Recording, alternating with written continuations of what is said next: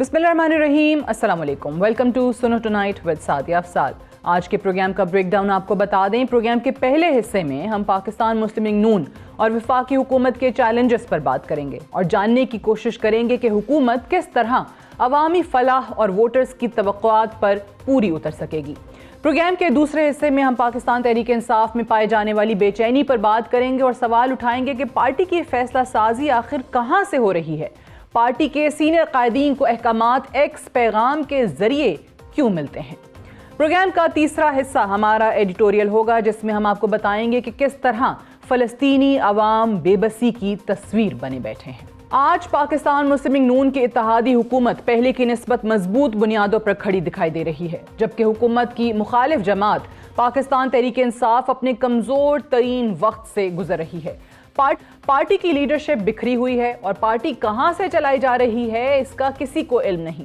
हर आए रोज पार्टी के कानूनी चैलेंजेस में इजाफा हो रहा है। कानूनी चैलेंजेस में इजाफा होने के बावजूद बानी तहरीक इंसाफ जेल से हुकूमत मुखालिफ बयानियां बनाने और तहरीक चलाने में मसरूफ हैं। गुज़श्ता रोज अडयाला जेल में सहाफ़ियों से बात करते हुए बानी तहरीक इंसाफ ने एक मरतबा फिर 26वीं आईनी तरमीम के जरिए अदलिया समेत दीगर रियासती इदारों को जेर करके मुल्क में 10 साल के लिए आमरीत नाफिज करने की बात की है। बानी तहरीक इंसाफ का कहना है कि रियासती दहशतगर्दी के जरिए मुल्क में खौफ फैलाया जा रहा है। हमें डरा धमका कर नाजायज हुकूमत को तस्लीम करने का कहा जा रहा है। जब भी हमारी जमात एहतजाज करने का ऐलान करती है, मेरे ऊपर जेल के अंदर मजीद पर्चे कट जाते हैं। एक मरतबा फिर मुतालबात दोहराते हुए बानी चेयरमैन का कहना था कि हमने मुज़ाकरात के लिए उमर अयूब की सरबराही में कमेटी बना दी है। अगर मुतालबात ना माने गए तो सिविल नाफरमानी, तरसीलात ज़र में कमी और बॉयकॉट की तहरीक शुरू की जाएगी। बानी तहरीक इंसाफ की कॉल पर रद्द-ए-अमल देते हुए हुकूमती वज़रा की तरफ से 9 मई के बाद अब 26 नवंबर को भी हुकूमत और रियासत के खिलाफ बगावत से तशबीह दी जा रही है। वज़ीर दिफा ख्वाजा आसिफ का कहना है कि रियासत के खिलाफ बगावत करने वालों का एहतसाब ना किया गया तो मुस्तकबिल के लिए एक दरवाज़ा खुल जाएगा। PTI वही अदालती सरपरस्ती चाहती है जो उन्हें 9 मई के बाद मिली थी। एक जानिबदार अदलिया उनकी पुश्त पर खड़ी थी, वरना 9 मई का किस्सा बहुत पहले तमाम हो चुका होता। बानी तहरीक इंसाफ की सिविल नाफरमानी की कॉल पर तबसरा करते हुए वज़ीर दिफा का कहना था कि बानी तहरीक इंसाफ तरसीलात ज़र रोकने की कॉल देना चाहते हैं। ज़रूर दें, ये नाकाम होगी। आज हुकूमत ज़रूर मजबूत कदमों पर दिखाई दे रही है। कहा जा सकता है कि हुकूमत अपनी मुद्दत भी मुकम्मल कर लेगी, मगर क्या हुकूमत अवामी फलाह और वोटर्स की तवक्कुआत पर पूरी उतर सकेगी? ये वो सवाल है जिसके साथ हम अपने आज के प्रोग्राम का आगाज़ करेंगे। इसी पर बात करने के लिए हमारे साथ मौजूद हैं पाकिस्तान मुस्लिम लीग नून के सीनियर रहनुमा और वफाकी वज़ीर सनअत व पैदावार राना तनवीर हुसैन। बहुत बहुत शुक्रिया राना साहब, आपने प्रोग्राम के लिए वक्त दिया। सबसे पहले तो बताइएगा, पाकिस्तान तहरीक इंसाफ के तो अपने अंदर की जो कन्फ्यूजन है, एक दूसरे के खिलाफ बयानात हैं, मुख्तलिफ एहतजाजी कॉल्स की नाकामी है, उसी के बायस वो एक वीक स्टेज पर आकर खड़े हो गए हैं। लेकिन हुकूमत के लिए इस वक्त क्या चैलेंजेस हैं पाकिस्तान तहरीक इंसाफ से हट के? जो इकॉनमी है, जो बाकी वादे आप लोग वोटर्स को, सपोर्टर्स को करके आए हैं, आप अपने लिए क्या चैलेंज इस वक्त सबसे बड़ा समझते हैं? Thank you Sadia. जो पहले आपने इंसाफ की बात की कि इसके अंदर जो कहा जाता है डिसीजन में कुछ उनकी जो प्लेटफॉर्म है या कोई पॉइंट है जहाँ से वो डिसीजन लेते हैं, वहाँ से बड़ी वीकनेसेस हैं या उनके कोई डिफरेंट व्यूज़ आ जाते हैं। पता चलता है कि फैसला कोई बानी के साथ कोई जो अटैच किया जाता है या उसे मंसूब किया जाता है, उसकी अगले दिन पता चलता है कि उसे यू टर्न लिया जाता है बानी की तरफ से, या वो बिल्कुल बेसलेस होता है या उनकी अपनी तरफ से दिया जाता है, जब जो बाहर उनके कुछ लोग करता था तब बैठे हुए हैं। मैं समझता हूँ कि इसकी वजह खुद उसके अंदर जो कन्फ्यूजन पाया जाता है, जो इमरान खान है उसके अंदर अपनी जब से उसने सियासत शुरू की है उसकी कोई भी कंसिस्टेंसी कभी किसी चीज़ पे नहीं रही। क्योंकि आप देखेंगे जब 2014 का धरना हुआ तो उस वक्त उसके क्या ख्यालात थे, जब गवर्नमेंट जिस तरह भी ली उसने 2018 में, उस वक्त उसके क्या ख्यालात थे। फिर उसके बाद जिस तरह एस्टेब्लिशमेंट की सरपरस्ती से वो चलता रहा और वो सरपरस्ती को इस तरह आगे ले गया कि वो आर्मी चीफ को बाप का दर्जा देना उसने शुरू किया। اور اس کے بعد پھر اسے یو ٹرن لے کے پھر آگے چل پڑا. ہر جگہ پہ اس نے ایک نیا یو ٹرن لیا, اور یو ٹرن کو بھی یہ کہا کہ یہ لیڈر کی کوالٹی ہوتی ہے, جھوٹ بولنا لیڈر کی کوالٹی ہوتی ہے. تو اس کے بعد پھر جو 2000 جب عدم اعتماد ہوا 2000 اس کے خلاف 22 میں, تو اس کی بھی آپ نے دیکھا اس کی پھر اس نے کیا سٹانس لیا اور کس طرح آگے بڑھا. اور آج بھی یہی ہے کہ ہر روز ایک نیا ڈیسیژن ہوتا ہے. کبھی تحریک چلتی ہے بانی پی ٹی آئی کو رہا کرانے کے لیے, کبھی تحریک چلتی ہے 26 ترمیم کی بات کرتے ہیں, کبھی وہ الیکشن کی دھاندلی کی بات کرتے ہیں. کوئی ان کے اندر خود بھی ایک ایسی چیز نہیں ہے جس پہ وہ کہہ سکے اپنے کوئی قوم کو اٹریکٹ کر سکیں. لیکن یہ ضرور ہے کہ جو اس وقت پچھلے 2 سالوں میں ایک مہنگائی کی کافی زیادہ بوجھ تھا مہنگائی کا عوام پہ, اس وجہ سے کچھ ہمیں بڑے چیلنجز تھے. ہمیں اس جو پولیٹیکل ہم نے کاسٹ جو بات کرتے ہیں کہ ہم نے سیاست کو ریاست پہ قربان کر دیا, جو جب عدم اعتماد کی تحریک ہم نے لائے تو اس وقت یہی ہمارا بیانیہ تھا کہ ریاست وہاں کھڑی ہے یا وہاں ملک پہنچ گیا جہاں پہ ڈیفالٹ ہو چکا ہے یا ہونے کے قریب ہے. اس سے آگے اگر ملک کو لے کے گیا ہے, اس کو چلنے دیا عمران خان کو, تو ملک کی تباہی ہو جائے گی. ملک بہت کمزور پوزیشن میں چلا جائے گا اکانومی کے حساب سے, اپنی سیکیورٹی کی وجہ سے. تو اس وقت بھی ہم نے یہی کہا تھا کہ ریاست کے لیے ہم نے سیاست کو قربان کیا ہے, اور اس کی وجہ یہی تھی کہ اس کے بعد کیونکہ جو اکنامک کنڈیشن تھی وہ اتنی ویک تھی کہ ہمیں اس پہ ہم نے فوکس کیا 1 پوائنٹ ایجنڈے پہ. جب 16 مہینے کی پی ڈی ایم کی تھی وہ ہماری گورنمنٹ کہ ہم نے ڈیفالٹ سے اس کو بچانا ہے, اور وہ سکسیسفلی شہباز صاحب نے اس سے نکال لیا. اگلا جب الیکشن ہوا تو ہم جیت کے آئے, تو اس وقت تھا کہ جو چیلنجز کی آپ بات کرتے ہیں, اکانومی سب سے پہلے اکنامک ریوائول تھی, اکانومی کو ریوائیو کرنا ہے. یہ ٹاپ ایجنڈا تھا ہمارا, یہ چیلنج تھا جو ہم نے ایکسیپٹ کیا. اور اس کے علاوہ تھی ہمیں سیکیورٹی کے چیلنج تھے, دہشت گردی کے تھے, اور پولیٹیکل انسٹیبلٹی کے بھی تھے. لیکن یہ سارے کے سارے جہاں ریاست کو, یعنی ابھی آپ کمفرٹیبل پوزیشن پہ آ گئے, اور آپ کی جو سب سے بڑی مخالف سیاسی جماعت ہے پی ٹی آئی, نہیں ابھی بھی سادیہ چیلنجز ہیں. جہاں اکنامک ریوائیول میں ہم بالکل کمفرٹیبل ہیں, کوئی اکانومی ریوائیو ہو چکی ہے, سارے انڈیکیٹرز اکنامک جو ہیں انڈیکیٹرز پازیٹیو ہیں, اور ڈائریکشن ایسی لی ہوئی ہے کہ جس سے ساری دنیا اس کو اپریشیٹ کر رہی ہے اور ان کو سراہ رہی ہے. جو ہم نے ریفارمز لا رہے ہیں, ریسٹرکچرنگ کی بات کر رہے ہیں, ڈاؤن سائزنگ کی بات کر رہے ہیں, ٹیکسیشن کو نیٹ ورک جو بڑھانا ہے, بیس بڑھانا ہے, اس کی بات ہے. ہمارے ریونیو بڑھ رہے ہیں, ہماری ایکسپورٹ بڑھ رہی ہے, ہمارے اسٹاک ایکسچینج تاریخ کی بلندیوں پہ ہے, اور سون ہماری جتنے بھی مہنگائی آج میں نے دیکھا کہ ہفتہ وار وہ 3.5 پہ پہنچ چکی ہے. بالکل جی, میں دیکھ رہی تھی. اچھا, میں اسی پہ آنا چاہتی ہوں. مجھے رانا صاحب یہ بتائیے کہ ابھی جس طرح حکومت کا یہ سٹانس ہے کہ جو کچھ 9 مئی کو ہوا وہ ان ایکسیپٹیبل تھا, اور اس کے بعد صرف اور صرف جانبدار عدلیہ ہونے کی وجہ سے فوری طور پہ مقدمے نہیں چلے, اور جو شامل لوگ تھے, اس میں ملوث لوگ تھے, ان کو سزائیں نہیں ہوئیں.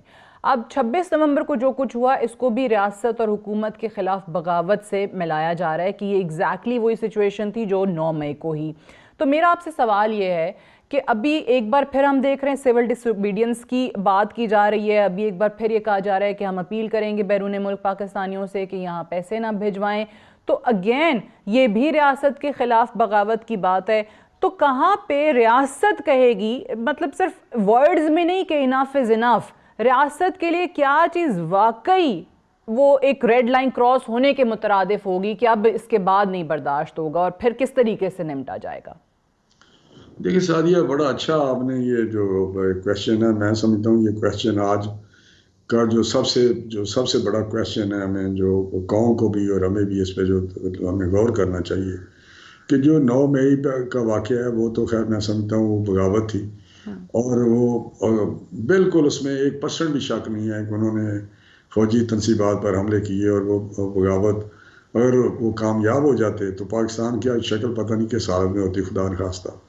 لیکن میں اس سے ذرا پیچھے جاؤں گا. 2014 میں جب دھرنا ہوا تو میں 100% وہ اس میں سول نافرمانی میں آتا تھا, آپ کو پتہ ہے انہوں نے پی ٹی وی کے ہیڈ کوارٹر پہ چڑھائی کی. دیکھیں اس سے زیادہ کیا ہو سکتا ہے؟ پرائم منسٹر ہاؤس کے آپ اندر گھس گئے, آپ نے پارلیمنٹ پہ حملہ کیا, آپ نے یہ کہا جو آج بات کرتے ہیں کہ یہ بجلی کے بل آپ نے جلائے, اسٹیج پہ کھڑے ہو کے عمران خان نے اپنا لے کے وہ کیا آپ کہہ سکتے ہیں لائٹر لے کے اس کو جلایا, اور پھر اس کے بعد اس نے کہا کہ ہنڈی کے ذریعے پیسے بھیجیں, بینک چینل سے نہ بھیجیں. پھر اس نے یہ بھی کہا کہ آپ مت ٹیکس دیں. تو یہ میں سمجھے سول نافرمانی 100% تھی. لیکن اس وقت میں کہتا تھا جو آج آپ بات کر رہے ہیں کہ اس وقت اس سیول کو, اس وقت اس شرارت کو, اس وقت اس پروگرام کو اگر دبایا جاتا, ایکشن لیا جاتا under the law, under the constitution, تو آج ملک ہمارا اس چیز سے نہ گزر رہا ہوتا جو اس وقت ہم گزر رہے ہیں. پھر 9 مئی ہوئی, اور اس وقت جو 2014 تھا اس وقت کچھ بنائی کسی ایک ادارے کی تھی, لیکن جب 9 مئی ہوا تو دوسرا ادارہ ان کے ساتھ مل گیا. لیکن مجھے بتائیں کتنی بدقسمتی ہے کہ دنیا کے بڑے جو مہذب ملک ہیں, بڑے ڈیولپڈ ملک ہیں, یورپین ہیں, UK ہے, امریکہ ہے یا دوسرے ہیں, وہاں پہ تو اس قسم کا واقعہ یا اس کے آدھا بھی اشر شیر اتنی گریوٹی نہیں ہوتی. وہ 15 دن میں 1 مہینے میں کیسز سزائیں ہو جاتی ہیں, اور 24 گھنٹے ساری رات عدالتیں بیٹھتی ہیں اور اسپیشل کورٹس بن جاتی ہیں. 15 دن میں کیپٹل ہل پہ ہم نے دیکھا ہے چھٹیاں منسوخ کر کے ججز بیٹھ گئے تھے. جو شخص وہاں پہ اسپیکر کی چیئر پہ جا کے بیٹھا اور میز پہ ٹانگ رکھی, اس کو 14 سال سزا ہوئی. لیکن کیا وجہ ہے کہ ہمارے سسٹم میں کمزوری ہے, ہمارے ادارے ساتھ نہیں دے رہے. ایگزیکٹلی رانا صاحب, یہی میں کہہ رہی ہوں کہ انف از انف کا جملہ ہم نے پریس ریلیزز میں تو بہت دیکھا ہے کہ اب ریاست برداشت نہیں کرے گی, حکومت نے بھی کہہ دیا انف از انف, بٹ پریکٹیکلی کب؟ جو آپ سعدیہ 26 تاریخ والی بات کرتے ہیں جی, تو بتائیں کہ لمبی چھوڑے بات کہ ہمارے مہمان آتے رہے, یہ کیا کرتے رہے باہر سے بیرونی مہمان. یہ 26 کو جو انہوں نے کیا ہے, ہم میٹنگ ادھر کر رہے تھے, وہاں سے ان کی پٹاخوں کی آوازیں آ رہی تھی, وہاں پہ شور شرابہ آ رہا تھا, اندر ہم سن رہے تھے. صدر بیلاروس ہمارے ساتھ میٹنگ کر رہے تھے, وہ خود سن رہے تھے. تو میں سمجھتا ہوں کہ اس وقت بھی اندر گھسنے کی کوشش کر رہے تھے. اور کیا تھا کہ ہم اندر ہم نے گھسنے, ہم نے اندر جانا ہے. تو پھر اب جو بات کرتے ہیں کہ جی ہم یہ کال دیں گے کہ ریمیٹنسز نہ بھیجیں, ترسیلات زر نہ بھیجیں, تو یہ پہلے انہوں نے کر کے دیکھا ہے. لیکن ترسیلات زر بڑی آج بھی ان کے اندر سے تو یہی پیغام دیتے ہیں. یہ باہر تو ساری ان کی جو کارستانی ہے, چاہے امریکہ ہو, چاہے یورپ ہو یا UK ہو, وہاں پہ جس طرح یہ ڈیمانسٹریشن کرتے ہیں یا چٹھیاں لکھتے ہیں اور کیا کر رہے ہیں, لیکن ترسیلات ہمیں ریمیٹنسز بڑھ رہے ہیں. آپ دیکھیں ریکارڈ ہے کہ ہر روز زیادہ اس کا جو فگر ہے اوپر جاتا ہے. تو یہ کوشش کر لیں پاکستان میں, انشاءاللہ پاکستانی قوم ٹھیک ہے ان کے فالوور ہوں گے, لیکن اس نیج تک نہیں پہنچیں گے جہاں پہ یہ پاکستان کو بچانا چاہتے ہیں انشاءاللہ تعالیٰ. تو میں آپ کو بتاؤں کہ اب انف از انف, بالکل میں تو بڑا فارم ہوں کہ اس پہ بڑا ایکشن ہونا چاہیے. اور جو KPK کی گورنمنٹ ہے وہ بیس ہے, گڈھا ہے, اور اب دوبارہ اسی انداز میں اسلام آباد پہ چڑھائی کی اجازت آپ لوگ نہیں دیں گے. پھر وہی اکٹھے ہوتے ہیں, وہ بیس ہے نا. پنجاب سے کیوں نہیں کوئی جاتا, سندھ سے کیوں نہیں کوئی جاتا, یہ طریقہ انصاف نہیں ہے. لیکن میں سمجھتا ہوں کہ بالکل وہ سڈے کو ہمیں ختم کرنا ہوگا انڈر دا کانسٹیٹیوشن. جو ایک ہے پروسیجر جو ہمیں پاور ملتی ہے فیڈرل گورنمنٹ کے پاس ہے, اس کو استعمال اسی لیے ہوتی ہے, استعمال کرنا چاہیے. اینٹی رائٹ فورس بھی آپ لوگوں نے ابھی بنایا ہے. آ جا سکتا اس طرح, تو میرا خیال ہے کہ گھر پہ اس طرح تو اسٹیٹ ود ان اسٹیٹ تو نہیں ہو سکتی نا, اس کی تو اجازت نہیں دی جا سکتی. رائٹ, سو رانا صاحب کا ماننا ہے کہ لفظی نہیں طور پہ enough is enough now. Thank you very much Rana Tanveer Hussain sir for joining us on the show. We'll take a short break here. Stay tuned. Welcome back to Suno Tonight with Sadia Afzal. Pakistan Tehreek Insaf میں فیصلہ سازی کا فقدان پایا جاتا ہے. بانی رہنما جیل کی تنہائی میں بیٹھ کر ایکس پوسٹ کے ذریعے احکامات جاری کرتے ہیں اور ان کی اپنی پارٹی کے عہدیدار فیصلہ سازی سے متفق دکھائی نہیں دیتے. پارٹی کے سینئر رہنما بانی کی 24 نومبر کی فائنل کال سے بھی متفق نہیں تھے, اور اب پارٹی کے کچھ سینئر رہنما سول نافرمانی کی کال سے بھی اتفاق نہیں کر رہے. بہت سارے قائدین کا خیال ہے کہ بانی کی سول نافرمانی کی کال قابل عمل نہیں ہے.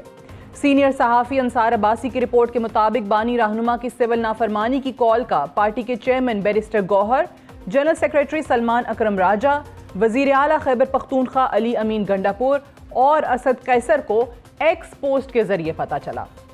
لیڈران کا کہنا ہے کہ نہ تو بیرون ملک مقیم پاکستانی اپنے اہل خانہ کو رقم بھجوانا بند کریں گے اور نہ ہی بجلی اور گیس کے بلوں کی ادائیگی بند کریں گے۔ تحریک انصاف کے ارکان اسمبلی کی طرف سے اگر سول نافرمانی کے تحت بل جمع نہ کروائے گئے تو وہ نااہل بھی ہو سکتے ہیں۔ تحریک انصاف کی فیصلہ سازی آخر کون کرتا ہے؟ تحریک انصاف کی فیصلہ سازی کی بدولت آج پارٹی ہاتھ میں مزید اضافہ ہو چکا ہے۔ فیصلہ سازی نہ پارٹی چیئرمین کے ہاتھ میں ہے اور نہ ہی پارٹی کی کور کمیٹی فیصلہ سازی میں اہم کردار ادا کر پا رہی ہے۔ فیصلہ سازی ایکس اکاؤنٹ کے ذریعے ہو رہی ہے اور اس کا بھی کسی کو علم نہیں ہے کہ وہ پاکستان سے چلایا جا رہا ہے یا امریکہ سے۔ البتہ ایک بات واضح ہے، پارٹی کی سینئر لیڈرشپ سے اہم فیصلوں پر صلاح نہیں لی جا رہی۔ پارٹی کے سینئر قائدین 24 نومبر کی فائنل کال کے بھی حامی نہیں تھے۔ 24 نومبر کی کال کے بعد پارٹی کی قانونی دشواریوں میں شدید اضافہ ہوا اور اگر سول نافرمانی کی طرف بڑھا گیا تو پی ٹی آئی کو سیاسی ریلیف ملے یا نہ ملے، ان کی قانونی مشکلات میں ضرور اضافہ ہوگا۔ اسی سب پر بات کرنے کے لیے ہمارے ساتھ موجود ہیں پاکستان تحریک انصاف کے سینئر رہنما شوکت یوسفزئی۔ بہت بہت شکریہ شوکت یوسفزئی صاحب، آپ نے پروگرام کے لیے وقت نکالا۔ سر، سب سے پہلے تو یہ فرمائیے گا، ایک سول نافرمانی کی ہم نے بات سنی کہ اس تحریک کی طرف بھی جایا جا سکتا ہے حکومت نے اگر مطالبات نہیں مانے۔ ابھی پارٹی کے سیکریٹری جنرل سلمان اکرم راجہ نے آج ہی اس کو ٹال دیا سیاسی عمل کہہ کے، یعنی وہ بھی متفق اس بات پر نہیں ہیں۔ کچھ آپ کے سینئر لوگ جو ہیں وہ کہہ رہے ہیں کہ ہم اڈیالہ جیل جائیں گے، خان صاحب سے ملاقات کریں گے اور استدعا کریں گے کہ اس کال کو واپس لیں کیونکہ یہ قابل عمل نہیں ہے۔ اس وقت کیا پارٹی کے اندر جلد بازی میں فیصلے ہو رہے ہیں اور کسی کو اعتماد میں نہیں لیا جا رہا؟ بسم اللہ الرحمن الرحیم، بہت شکریہ۔ دیکھیں، میرے خیال سے کچھ پرابلم گورنمنٹ کی طرف سے بھی ہے کہ جو رول آف لا ہے وہ نظر نہیں آ رہا، اور سارے پرابلم جو ہے وہ اس سے پھر نتی ہو جاتے ہیں، مشکلات پیدا ہو جاتی ہیں۔ سیاسی پارٹیاں جو ہوتی ہیں نا، وہ سیاسی عمل پہ زیادہ یقین رکھتی ہیں۔ سیاسی طور پہ اگر وہ کوئی حکومت کے خلاف جاتی ہیں تو احتجاج کر سکتی ہیں، دھرنا دے سکتی ہیں، یہی ایک وہ ہے۔ بدقسمتی سے ہم جب بھی سیاسی عمل کا آغاز کرتے ہیں یا احتجاج کا اعلان کرتے ہیں تو کنٹینر لگ جاتے ہیں، پھر شیلنگ ہو جاتی ہے۔ پھر تو یہ سلسلہ یہ 2-3 دفعہ ہم نے آزما لیا، نہ لاہور میں ہمیں آزادانہ چھوڑا گیا جلسے کے لیے، نہ اسلام آباد میں چھوڑا گیا، نہ بھی دھرنے پہ لوگ گئے تو وہاں پہ بھی جو کچھ ہوا وہ آپ کے سامنے ہے۔ تو یہ اگر آپ سیاسی عمل پہ پابندی لگائیں گے تو اس سے مشکلات بڑھیں گی، رول آف لا نہیں ہوگا، انسانی حقوق کی وائلیشن مسلسل ہوں گی، تو پھر جو ہے نا وہ پھر چیزیں جو ہے وہ خراب ہوتی جاتی ہیں۔ تو آج بھی میں یہ کہنا چاہتا ہوں کہ اگر سول نافرمانی کی بات ہوئی تو وہ اوورسیز پاکستانیوں کی طرف سے زیادہ تر ان کی طرف سے ڈیمانڈ ہے کہ جب شوکت یوسفزئی صاحب یہ ضرور کہہ سکتے ہیں کہ ترسیلات زر نہ بھیجیں، لیکن وہ پہلے بھی کال آئی تھی، لیکن لاسٹ ایئر پچھلے مالی سال میں ریکارڈ ریمیٹنسز پاکستان آئیں، لیکن سول نافرمانی اٹ سیلف جو ہے وہ تو اوورسیز پاکستانیوں پہ لاگو نہیں ہوتی، وہ تو یہاں کے شہریوں پہ لاگو ہوتی ہے۔ نہیں جو ہے نا، فی الحال تو ایسا نہیں ہے کہ ٹائم دیا ہے خان صاحب نے، 12-13 تاریخ بھی دی ہے، اور ساتھ یہ بھی کہا ہے کہ فرسٹ فیز ہے جو اوورسیز پاکستانیوں کے اوپر لاگو ہوگا، جو چیزیں آئیں گی ان پہ لاگو ہوگا۔ بٹ مجھے ایک بات بتائیے، 5 لوگوں کے نام سامنے آئے، خان صاحب نے ایک کمیٹی بنائی، اب یہ کہا گیا کہ یہ وہ کمیٹی ہے جو مذاکرات کرے گی حکومت سے اور ہمارے مطالبات سامنے رکھے گی، ایسا ہی ہے؟ دیکھیں، کمیٹی بنی ہے مذاکرات کے لیے، بالکل بنی ہے، لیکن مذاکرات جو ہے وہ اگر آپ نون لیگ کی طرف اشارہ کرتی ہیں تو ان سے کبھی مذاکرات نہیں ہوں گے۔ اس کی وجہ میں آپ کو بتا سکتا ہوں۔ اس کی وجہ یہ ہے کہ نون لیگ جو ہے وہ انتخابی سیاست پہ اتر آئی ہے، وہ معاملات کو بہتر طریقے سے ہینڈل نہیں کر پا رہی، سیاسی معاملات کو۔ آپ دیکھیں ان کی وجہ سے حالات خراب ہوئے، ان کی وجہ سے اداروں کی بدنامی ہو رہی ہے، ان کی وجہ سے سیاست گندی ہو رہی ہے۔ تو یہ ہم اس لیے شروع دن سے جو ہے کہ جن کے پاس اختیار ہے اس وقت، اختیار کس کے پاس ہے؟ تو آپ نے فوج سے مذاکرات کرنے، یہ جو عمر ایوب کی سربراہی میں کمیٹی بنی ہے، یہ فوج سے بات چیت کرے گی؟ میں فوج کی بات نہیں کر رہا ہوں، میں یہ کہنا چاہتا ہوں کہ اختیار کس کے پاس ہے؟ جو ہمارے مطالبات ہیں بڑے سمپل ہیں نا۔ مطالبات کیا ہیں کہ بے گناہ سیاسی کارکنوں کو، یہ ہمیشہ سے ہوتا رہا ہے کہ جب حکومت بات مانتی ہے تو وہ اپنے کیسز وڈرا کر لیتی ہے۔ کوئی اس میں کیس تو کوئی ہے نہیں، نہ آپ نے اگر گولی چلی ہے تو گورنمنٹ کی طرف سے چلی ہے نا، تو ولایت ورکروں کو ٹھیک کیا ہے. مجھے صرف یہ بتا دیں کہ مذاکراتی کمیٹی بنی ہے, اس کمیٹی نے مذاکرات کرنے کس سے ہیں, کس سے بات کریں گے آپ؟ دیکھیں یہ تو گورنمنٹ کو خود سوچنا ہوگا. ابھی تک تو صرف یہ ہے کہ رابطہ کون کرتا ہے اور کس حیثیت میں کرتا ہے, تو یہ تو کمیٹی ہی اس پہ اور اگر ڈیسائیڈ کرے گی حکومت کہ نے ہم رابطہ ہی نہ کیا آپ لوگوں سے, اس کمیٹی سے, عمر ایوب سے؟ دیکھیں یہ ابھی تک تو یہی حال ہے نا, جو حکومت کی ہٹ درمی ہے جو تو اس سے مشکلات ہی ہوتی ہے نا. آپ کو گولی چلانا پڑ گئی, یہاں تک سیاسی چیزیں یہاں تک پہنچ گئی. اس سے پہلے تو کبھی ایسا نہیں ہوا ہے نا. سیاسی احتجاج ہوتے ہیں, لوگ دھرنے بھی دیتے ہیں. تو ہمارے اگر ورکر ڈی چوک پہنچ بھی گئے تھے تو کون سی قیامت آ گئی تھی, کون سے انسٹالیشن پہ انہوں نے اٹیک کیا تھا یا قبضہ کرنا آپ نے چھڑانا تھا وہاں. تو یہ حکومت کی بے صبری تھی اور یہ اچھا شوکت یوسف غلطی میں ہے. آپ جتنی باتیں کریں بالکل صحیح ہیں, لیکن مجھے مسئلہ اس وقت یہ آ رہا ہے کہ آپ کی پارٹی کے لوگوں کے بیانات میں اتنے تضادات ہیں اور ایک دوسرے کے خلاف اتنے بیانات آ جاتے ہیں اور پھر وہ انہی بیانات کے رد عمل آ جاتے ہیں. اب آپ نے کہا, اور ہماری انڈرسٹینڈنگ بھی یہی تھی کل تک, کہ خان صاحب نے یہ 5 لوگوں کی کمیٹی بنائی ہے, یہ مذاکراتی کمیٹی ہے, آپ نے خود کہا مذاکراتی کمیٹی ہے. اب کل شیر افضل مروت میرے پروگرام میں تھے, انہوں نے پتہ ہے کیا کہا ہے, انہوں نے کہا کہ یہ کمیٹی جو بنائی ہے یہ مت سوچیں کہ مذاکرات کے لیے بنائی ہے, یہ مذاکراتی کمیٹی ہے ہی نہیں ہے. اب سمجھ ہی نہیں آتا کہ کس کی بات پہ یقین کریں اور کس کی بات پہ نہ یقین کریں, اتنی کنفیوژن کریٹ کی جا رہی ہے. شیر افضل مروت صاحب جو ہے نا وہ ان کی اپنی سوچ ہے, اپنا وہ ہے, لیکن میں ایک پارٹی کے ذمہ دار کی حیثیت سے کہتا ہوں کہ خان صاحب نے ہی یہ کمیٹی بنائی ہے اور اس کا مقصد بھی یہ ہے. وہ 13 تاریخ تک, جو 14 دسمبر کی بات ہے, تو 13 تاریخ تک ٹائم ہے کہ سنجیدہ حلقے جو ہیں وہ رابطے کر سکتے ہیں, بات ہو سکتی ہے. اگر نہیں, دیکھیں ہر دفعہ انہوں نے ٹائم دیا ہے, ہر دفعہ انہوں نے کہا کہ مذاکرات ہیں, لیکن اگر اس طرح مذاکرات کرانے کے پہلے آپ دھمکیاں دیں, ٹی وی پہ آ کر وزراء جو ہے وہ لان تان کرے, دہشت گرد قرار دے ہمیں, تو آپ مجھے بتائیں کہ جو پارٹی ہمیں دہشت گرد قرار دیتی ہے اس سے کوئی مذاکرات ہو سکتے ہیں؟ یہ کوئی انوائرمنٹ ہے اچھا گورنمنٹ کی طرف سے؟ ٹھیک ہے, بالکل صحیح کہہ رہے ہیں آپ, لیکن مجھے بتائیے مذاکرات ہونے چاہیے اور واحد راستہ یہ, اور میں اس کی بہت بڑی دائی ہوں کہ بالکل ہونے چاہیے. آپ 2 ملکوں کے درمیان جنگیں بھی ہوتے ہیں تو آپ ٹیبل پہ آ کے ہی معاملات اینڈ پہ سلجھاتے ہیں. لیکن یہاں پہ مسئلہ یہ ہے کہ اس وقت حکومت صاف کہہ چکی ہے, کیٹیگوریکلی کہہ چکی ہے کہ ہم نے پاکستان تحریک انصاف سے مذاکرات نہیں کرنے. اگر ان کو یہ لگتا ہے کہ فوج سے آ کے یہ بات کر لیں گے, اسٹیبلشمنٹ بات کر لے گی, ہم لوگ بات کر لیں گے, تو ایسا نہیں ہوگا. اب میں آپ سے یہ جاننا چاہتی ہوں پارٹی کے ذمہ دار کی حیثیت سے کہ نہیں ہوتے مذاکرات, تو پھر کریں گے کیا؟ سول نافرمانی کی کال ماضی میں دیکھا تھا ہم نے 2014 میں, آپ کے وہ کنٹینر پہ خان صاحب نے اپنے گھر کا بجلی کا بل جلایا تھا, اگلے دن شیخ رشید نے اور باقی پاکستان تحریک انصاف کے سینئر لوگوں نے بل جمع کرا دیا تھے, تو آپ کے اپنے لوگوں نے اس پہ عمل نہیں کیا تھا, تو پھر کیا ہوگا؟ کی بات ہے نا, یہ تو بات کی بات ہے کہ وہ جب کہیں گے کہ جی بل جمع نہ کریں, ٹیکس ادا نہ کریں, ابھی تک تو ایسی نوبت نہیں آئی ہے نا. ابھی تک تو صرف یہ کہ سول نافرمانی جو اوورسیز پاکستانی جو ریمیٹنسز ہے اور ہیں, اور وہ ان کی طرف سے کہ جی ہم یہ کرنا چاہتے ہیں کیونکہ ہمیں اس حکومت پہ اعتماد نہیں ہے. لیکن بہرحال دیکھیں پھر بھی جب ٹائم دیا گیا ہے نا, تو اس کا مطلب ہے کہ مذاکرات, اب تو دیکھیں رعونت سے تو کام نہیں چلے گا کہ اگر کوئی کہتا ہے کہ جی ہم نے مذاکرات نہیں کرنے تو نہیں کرنے, تو نہ کریں.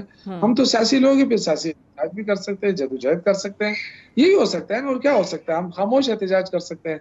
یہ جو سول نافرمانی ہوتی ہے یہ خاموش احتجاج ہوتا ہے, اور اگر حکومت کہتی ہے کہ جب اس سے بھی فرق نہیں پڑتا ہے تو ویل اینڈ گڈ, ان کی مرضی. اس میں کامیابی ناکامی کی بات نہیں ہوتی ہے, اس میں اپنی کوشش ہوتی ہے, ہر پارٹی اپنی کرتی ہے. لیکن اگر کوئی مخلص ملک کے ساتھ ہے حکومت, تو پھر ان کو پیشرفت کرنی پڑتی ہے, حالات بہتر کرنے ہوتے ہیں. یہ نہیں کہ ہر ٹاک شو کے اندر رات کو جو ہے نا دھمکیاں ملتی ہیں. ٹھیک ہے کہ دھمکیاں نہ دیں, مذاکرات کریں, بالکل ٹھیک ہے. لیکن مجھے شوکت یوسف صاحب صاحب ایک اور چیز بتائیے کہ اس وقت پارٹی کے چیئرمین ہیں بیرسٹر گوہر. ظاہر ہے پاکستان تحریک انصاف از عمران خان جو کہیں گے وہی فیصلہ سب نے ماننا ہے. لیکن اس وقت پارٹی کے اپنے چیئرمین کی حالت یہ ہے, باقی سینئر لیڈرشپ کی, اسد گوہر, سلمان اکرم راجہ سیکریٹری جنرل ہے پارٹی کے, ایون کے پی کے کا سی ایم جو ہے وہ آپ کو کیا بتاتے ہیں کہ جی ہمیں تو یہ ٹویٹر پہ دیکھ کے, ایکس پہ دیکھ کے پتہ چلا ہے کہ ہم نے یہ کام کرنا ہے. اس وقت کیا واقعی خان صاحب ہی ڈیسیجنز لے رہے ہیں, یا وہ لوگ جو امریکہ میں بیٹھے ہوئے ہیں اور ان کا سوشل میڈیا چلا رہے ہیں وہ معاملات بگاڑ رہے ہیں؟ نہیں دیکھیں, جو غلط طریقے سے میڈیا کو ہینڈل کر رہے ہیں, چاہے وہ باہر ہے چاہے اندر ہے، ان سے ہمارا کوئی تعلق نہیں. ہم سیاسی لوگ ہیں، جو سیاسی باتیں کرتے ہیں وہ سپورٹ کرتے ہیں، ہم ان کو اون کرتے ہیں. لیکن جو لوگ صرف پروپیگنڈے کے لیے ہیں پاکستان کے خلاف، اس سے ہمارا کوئی تعلق نہیں ہے. دوسرا خان صاحب جو دیکھیں وہ تو ہے ہی جیل میں، تو ظاہر وہ جیل میں ہی فیصلے کر سکتا ہے نا. اور جو وہاں ملتے ہیں لوگ ان سے، تو وہ ان تک ان کی بات پہنچتی نہیں، ہے. بٹ جس طرح ابھی جس طرح پارٹی کے لوگ کہہ رہے ہیں ہم جب ملیں گے ان سے تو بات کریں گے، تو جب ملاقات ہوتی ہے، سلمان اکرم راجہ صاحب جس طریقے سے آج کہہ رہے تھے کہ ملاقات ہوتی ہے، تو اس وقت ان لوگوں سے یہ چیزیں مشورہ کیوں نہیں لیا جاتا ہے؟ اس وقت کیوں نہیں ایک کوارڈینیشن ہمیں نظر آتی ہے یا ڈیلیبریشن ہوتی ہے اس چیز پہ؟ دیکھیں یہ تو آپ دیکھیں نا کہ ان کے ساتھ وکلا ہی ملاقات کر سکتے ہیں، اور اپنے جو میسج ہے وہ ان وکلا کے تھرو ہی دے سکتے ہیں. تو اب وہاں جو بھی اویلیبل ہو، ظاہر ہے اس وقت کوئی اور نہیں ہوگا، جو بھی اویلیبل ہوگا وہ اپنی میسج پہنچا دیتا ہے، اور وہ آگے جا کے وہ میسج کنوے ہو جاتا ہے پارٹی کو. اب دیکھیں پارٹی کی ذمہ داریاں ہیں، بالکل وہ اگر سمجھتے ہیں کہ یہ چیز پارٹی مفاد میں ہے تو بالکل کریں، نہیں ہے تو جا کے خان صاحب سے ملاقات کریں اور اپنی بات منوائیں. تو یہ تو پارٹی کی لیڈرشپ کی پھر کمزوری نظر آتی ہے نا. ان تو کو پارٹی کی لیڈرشپ کی تو کمزوری اس وقت شوکت یوسف زئی صاحب ہے. اگر 24 نومبر کی کال کی بھی ہم بات کرتے ہیں تو اس پہ بھی دیکھ لیجئے جتنے تضادات آئے. بشرا بی بی کی جو سپوکس پرسن آئی سامنے مشال، انہوں نے کچھ کہا، ان کو عہدے سے ہٹا دیا گیا. وزیر اعلیٰ کی وہ معاون خصوصی تھیں. پھر اس کے بعد بشرا بی بی نے کل جب یہ کہہ دیا کہ میں تو جی 12:30 بجے تک رات کو ڈی چوک پہ کھڑی تھی، یہ مجھے چھوڑ کے چلے گئے، جبکہ نظر آ رہا ہے فوٹیج ہے کہ 11:57 میں وہ سی ایم کی گاڑی میں خود گئی ہیں. تو یہ ہو کیا رہا ہے ایک دوسرے پہ الزامات جو لگائے جا رہے ہیں؟ دیکھیں بشرا بی بی کا بیان جو ہے میرے خیال سے اس سے پارٹی کو کوئی فائدہ نہیں ہوگا، اور انہوں نے کیوں دیا ہے اور کس کے کہنے پہ دیا ہے ڈونٹ نو. مجھے اس سے اتفاق نہیں ہے، کیونکہ وہ گنڈاپور صاحب ان کے ساتھ موجود تھے، وہاں ورکر بھی موجود تھے، اور جب تک وہ نہیں گئے تھے اس وقت تک ورکر موجود تھے. جب وہ چلے گئے، علی امین گنڈاپور صاحب نے خود ہی ایڈمٹ کیا، وہ اس حکمت عملی پہ ہم سب نے ان کو سپورٹ کیا ہے کہ اگر وہ نہ جاتے تو جو ورکر وہاں موجود تھے، اس وقت فائرنگ ہو رہی تھی تو اور زیادہ کیجویلٹیز ہوتی تھی. تو انہوں نے کہا کہ میں نے یہ بہتر سمجھا کہ جب تک میں نہیں جاؤں گا تو یہ لوگ ورکر یہاں سے نہیں ہٹیں گے. تو اس حکمت عملی کے تحت چلے گئے تھے. اب ان کا جو بیان آیا ہے مجھے خود حیرت ہوئی ہے، اور کہ کیوں انہوں نے ایسا بیان دیا ہے. فوٹیج میں ہے کہ 11:57 میں وہ سی ایم صاحب کی گاڑی میں شفٹ ہوئی ہیں، گاڑی تبدیل ہوئی ہے اور وہ چلی گئی ہیں وہاں سے، اور وہ ڈی چوک نہیں ہے، وہ آئی تھنک G8 کی کوئی جگہ بتائی جا رہی ہے. I don't know، مجھے دیکھیں اس وقت تو اندھیرا ہو گیا تھا اور ہر کوئی اپنی جان بچانے کے چکر میں تھا، کیونکہ دیکھیں ہم سیاسی ورکر ہیں، کوئی اس لیے تیار نہیں ہوا تھا کہ وہاں کھڑا رہیں گے سارے. ایسی بات نہیں تھی، وہ تو اچانک سلسلہ شروع ہوا، پھر ہر بندہ اپنی جان بچانے کے چکر میں تھا. میں یہ کہہ رہا ہوں کہ سیاسی ورکروں کے ساتھ جو سلوک ہوا وہ پاکستان کی ہسٹری میں نہیں ہوا ہے، ایسا نہیں ہونا چاہیے تھا. لیکن جو بشرا بی بی کا بیان ہے میں اس سے اتفاق بالکل نہیں کرتا، اور نہ ہی ان کو اس طرح کے بیانات دینے کی ضرورت ہے. وہ سیاسی نہیں ہے، ہمارے لیے بڑی قابل احترام ہے، محترمہ ہے، کیونکہ وہ عمران خان صاحب کی اہلیہ، ان کا غم و غصہ بالکل سر آنکھوں پہ، لیکن سیاسی سٹیٹمنٹ وہ نہ دیں جس سے کہ تاریخ. ٹھیک ہے، بشرا بی بی کے بیانات سے آپ اگری نہیں کرتے ہیں اور سیاسی بیانات ان کو نہیں دینے. شوکت یوسف زئی صاحب، thank you very much for joining اس on the show. We'll take a break here, stay tuned. Gaza میں امن کی راہ بنتی ہوئی دکھائی نہیں دے رہی. امریکہ میں سیاسی تبدیلی کو مشرق وسطی میں بھی تبدیلی کا پیش خیمہ دیکھا جا رہا تھا، مگر ٹرمپ کے صدر منتخب ہونے کے بعد صورتحال یکسر تبدیل ہو چکی ہے. نو منتخب صدر کا آواز اور لہجہ بدل چکا ہے. فلسطین میں قتل عام کا سلسلہ ان کے لیے بے معنی ہو چکا ہے. فلسطین میں جنگ بندی کی بات کرنے کی بجائے نو منتخب صدر حماس اور فلسطین کو دھمکاتے ہوئے دکھائی دے رہے ہیں، اور واضح الفاظ میں دھمکی دیتے ہوئے کہا ہے کہ اگر 20 جنوری تک تمام اسرائیلی یرغمالیوں کو رہا نہیں کیا گیا تو مشرق وسطی جہنم بن جائے گا. اسرائیل کی مکمل حمایت کا نتیجہ یہ نکلا کہ فلسطینی عوام پر اسرائیلی جارحیت کم ہونے کے بجائے پہلے سے بھی بڑھ چکی ہے. قتل عام کے سلسلے میں مزید تیزی آ چکی ہے. گزشتہ 24 گھنٹوں کے دوران غزہ میں گھروں اور کیمپوں پر اسرائیلی حملوں میں کم از کم 50 افراد شہید ہوئے. نو منتخب صدر ڈونلڈ ٹرمپ اسرائیل کی حمایت میں صدر بائیڈن سے بھی آگے جاتے ہوئے دکھائی دے رہے ہیں. صدر ٹرمپ نے یرغمالیوں کا ذکر تو کر دیا، مگر فلسطین کی ابتر صورتحال کا تبصرہ کرنا شاید وہ بھول گئے۔ لیکن ہم آپ کو غزہ کی صورتحال بتاتے ہیں۔ انٹرنیشنل ریسکیو کمیٹی کی تازہ رپورٹ کے مطابق غزہ میں درجہ حرارت گر رہا ہے۔ شدید بارشوں نے صورتحال مزید ابتر بنا دی ہے۔ خیموں میں رہنے والے خاندانوں کے لیے اپنے آپ کو بچانا مشکل ہو چکا ہے۔ 40% سے زائد خیمے اب مکمل طور پر خراب ہو چکے ہیں، جو نہ سردی روکنے کے قابل ہیں اور نہ ہی بارش۔ صحت کی صورتحال ابتر ہو چکی ہے۔ بارشوں کے باعث بیماریوں میں اضافہ ہو رہا ہے۔ جلد اور سانس کی بیماریاں بڑھ رہی ہیں۔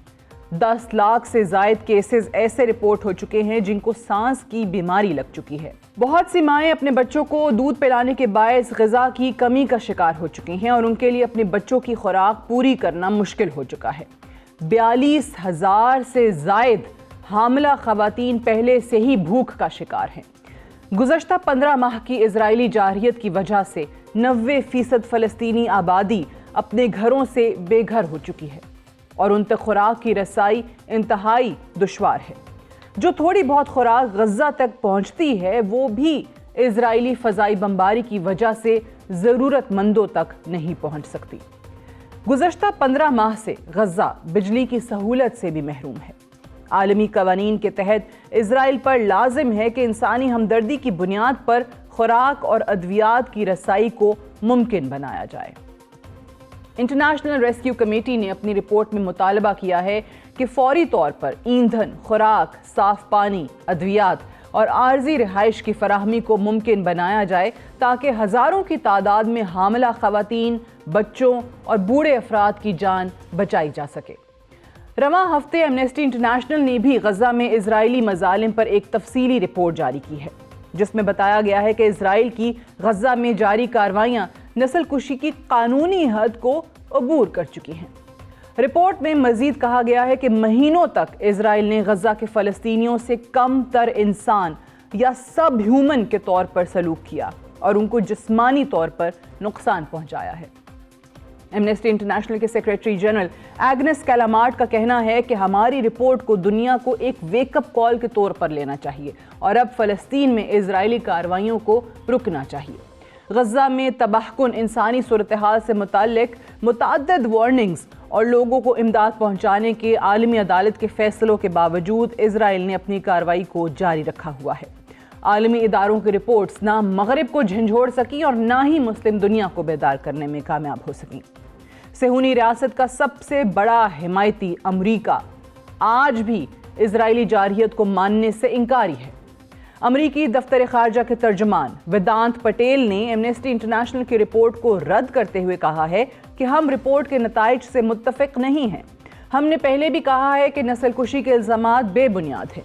ہم غزہ میں نسل کشی کے الزامات کی تحقیقات جاری رکھیں گے۔ آج فلسطین اور فلسطینی عوام دنیا کے سامنے بے بسی کی تصویر بنے بیٹھے ہیں، لیکن ان کی پکار سننے والا کوئی نہیں۔ یا اللہ فلسطینی عوام پر رحم فرما، آمین یا رب العالمین۔ That's all for tonight. Good night and Allah Hafiz.